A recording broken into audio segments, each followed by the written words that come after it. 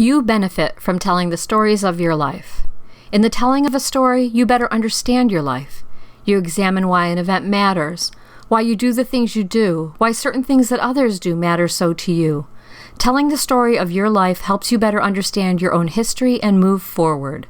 On Downey's Hospitality, I tell the story of an afternoon spent with old friends I rarely see in current days, of the warmth and hospitality they shared, of the joy it was to reconnect. Subpar Beach Day, though, is the story of a less successful day, of beach connections gone awry, and of every family member's role in the events. The people in your stories benefit when their stories are recorded.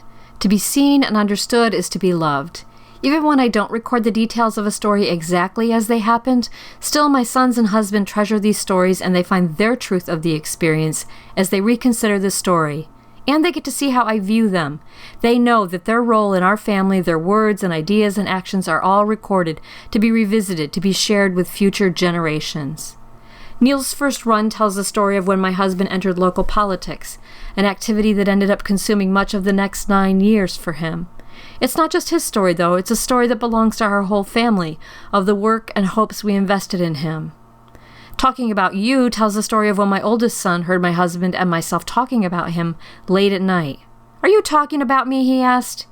"Yes, we were," we told him. "In fact, we've been talking about you since before you were born." Even when you don't think there's a story to a photo, there often is. There's the story of why and how you came to take this photo, and why this photo matters so much that you'd want to put it on the page, and why you chose the colors and images that you did when you added it to the page. Yard work on a home in the woods is a struggle for me. I'm never completely happy with the results, and I took the photos on this page, Porch Walk, on a day when the area looked pretty enough. And that's the topic I take on in the page, choosing pretty papers and elegant elements to illustrate all I aspire to and often fall short of in my yard work. A scrapbook page is a great format for storytelling. On a scrapbook page, you can combine photos, words, and design elements like color, motif, line, pattern, value, typography, and more to tell your story. You can grab the viewer's attention and tell a story both visually and with writing. The benefit to this over a written journal is that the human mind likes images. In fact, people think using pictures. In Ways of Seeing, media theorist John Berger writes, "Seeing comes before the words. The child looks and recognizes before she can speak. What's more, it's actually easier for people to remember images than text or numbers. So use the format a scrapbook page presents to tell your personal stories." This page tells the story of an out-of-town friend's arrival at a time that we had no kitchen. I convey excitement for her arrival as well as the chaos of entertaining without a kitchen. Photos are an important part of the story, but so are the words in the title and the journaling. What's more, the rendering of the words conveys meaning through size and color and placement. Images, in addition to those in the photos, continue the story, with kitchen-themed elements as well as happy birdies. Can you see how much fun storytelling is when you do it both visually and with words?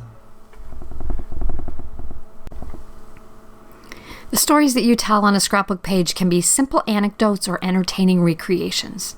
They can be visually evocative or rooted in the written word. These stories can change depending upon when in your life you tell them.